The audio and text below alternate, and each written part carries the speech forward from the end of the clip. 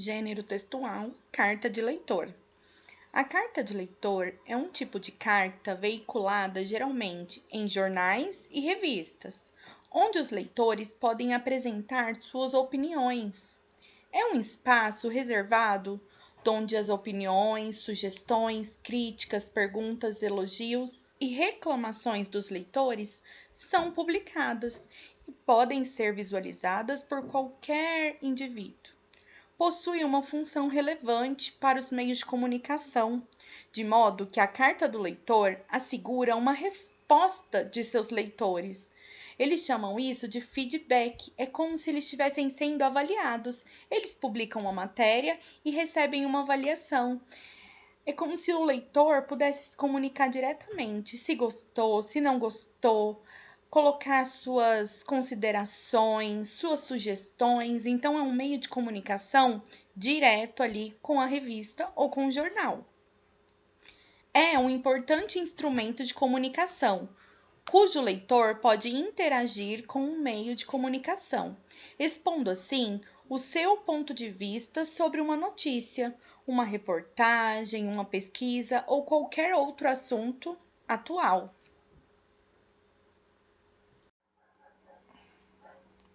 Eu trouxe uma carta de leitor aqui como exemplo para nós, para a gente poder enxergar a estrutura que é necessária ter em uma carta de leitor, tudo bem? Então vamos lá. São Paulo, 29 de outubro de 2014. Caro editor do jornal O Globo, referente à matéria Seca atinge 1.234 cidades em 13 estados do Brasil, ficamos preocupados com a situação de escassez que estamos vivendo.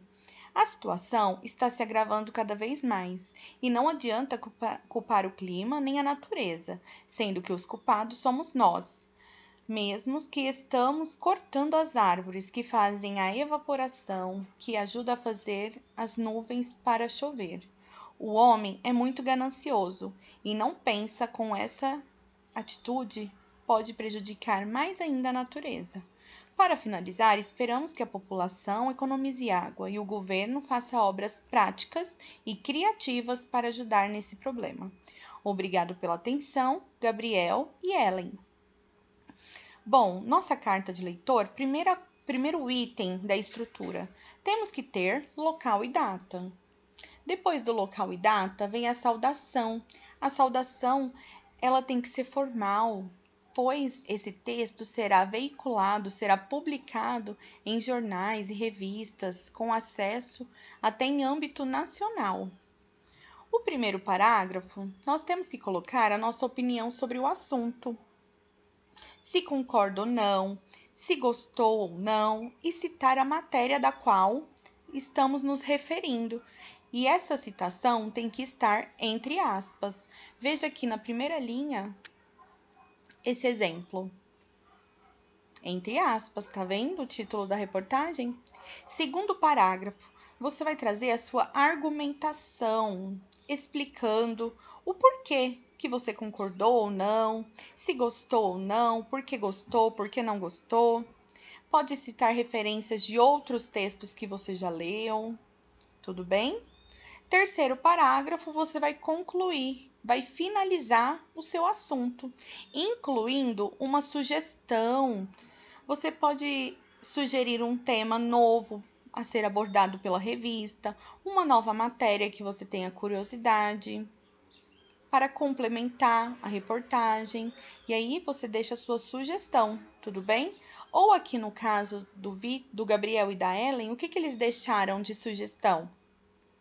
Eles colocaram a sugestão para as pessoas, para os leitores e para as autoridades, para o governo criar alternativas criativas e práticas para resolver esse problema. Depois de criar todo o assunto, nós vamos para a despedida. Também tem que ser formal, não vai colocar tchau. Não. Na despedida, nós podemos colocar até breve, obrigado pela atenção. E no final, colocamos a nossa assinatura, tudo bem? Produção de texto. Habilidade de um amigo, de um grande amigo. Quem tem um cachorro em casa talvez já desconfie de que eles são muito atentos aos sentimentos de seus donos. Mas reconhecer emoções de um ser, de outra espécie, a humana no caso, é uma habilidade muito complexa. E os cientistas queriam testar se realmente os cães tinham essa capacidade. Cientistas comprovaram que cães sabem reconhecer emoções humanas como a raiva e a alegria. Por isso, realizaram um experimento com 17 cachorros de raças distintas. Em uma tela eram projetadas fotos de humanos ou cães com expressões positivas, felicidade, brincadeiras, ou negativas, raiva, agressividade. Ao mesmo tempo, os animais ouviam sons que podiam combinar ou não com as imagens. Como resultado, os cachorros observaram por mais tempo as imagens quando os sons ouvidos transmitiam a mesma emoção. Segundo a bióloga Natália Albuquerque, da Universidade de São Paulo, por isso, mostra que os cães conseguiram interpretar as emoções retratadas nas fotos e reforçadas pelos sons. Durante o teste, cachorros foram expostos à imagem de cães e de humanos com expressões de alegria e raiva, combinados a diferentes sons. Os cientistas já sabiam que os cachorros eram capazes de interpretar expressões faciais de humanos, mas unir os estímulos visuais, as fotos e auditivos, os sons, demonstram uma habilidade ainda mais impressionante. Os estudos mostraram que cães são capazes de discriminar expressões emocionais, mas nós mostramos que eles podem fazer mais do que isso. Eles conseguem acessar seu conteúdo, comemora a pesquisadora. Outros animais, como chimpanzés e macacos rhesus, também já haviam demonstrado em experimentos a capacidade de reconhecer emoções de outros representantes da mesma espécie. Mas os cachorros foram os primeiros, depois dos humanos, a demonstrarem essa capacidade. Também em relação a seres de outras espécies, uma habilidade muito importante para um animal essencialmente doméstico, que convive com outros seres humanos há milhares de anos. Depois de comprovar a esperteza dos cachorros, os cientistas já têm novas perguntas para responder. Por exemplo, será que os cães reconhecem outras emoções além da alegria e da raiva? Que outros animais poderiam demonstrar a mesma habilidade? As novas pesquisas já começaram e Natália garante: esperamos ter respostas muito em breve. Ciência Hoje das Crianças, matéria publicada em 20 de janeiro de 2016. Essa daqui é uma matéria que está falando sobre experiências feitas com cães. Tudo bem? Carta de leitor. Nem sempre, quando folheamos algum jornal ou até mesmo revista, temos a curiosidade de conhecer passo a passo sobre cada assunto que é publicado nele, pois o que realmente nos interessa é encontrarmos o assunto que estamos buscando e o resto deixamos de lado. Porém, tudo que estudamos até agora sobre muitos gêneros que participam do nosso cotidiano foi de grande importância, não é verdade? Falando neles, agora iremos aprender sobre mais um, a carta de leitor.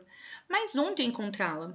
Exatamente naqueles textos relacionados ao ambiente jornalístico, ou seja, em jornais impressos ou expostos na internet, e em revistas, de um modo geral, como o próprio nome já diz. Trata-se de um texto com as mesmas características de uma carta normal, no qual os leitores têm a oportunidade de fazer elogios sobre uma determinada matéria publicada, expressar suas opiniões ou dar sugestões, e até mesmo criticar, sugerindo algum tipo de melhoria. Quanto à estrutura, a carta do leitor contém os mesmos elementos da carta pessoal. Você ainda se lembra quais são? Primeiro vem a data em que a carta foi redigida, em seguida o vocativo. Nesse caso, coloca-se o nome do jornal ou o nome da revista, pois revela a quem ela é dirigida. Segue assim o corpo do texto, contendo todas as informações que se pretende dizer.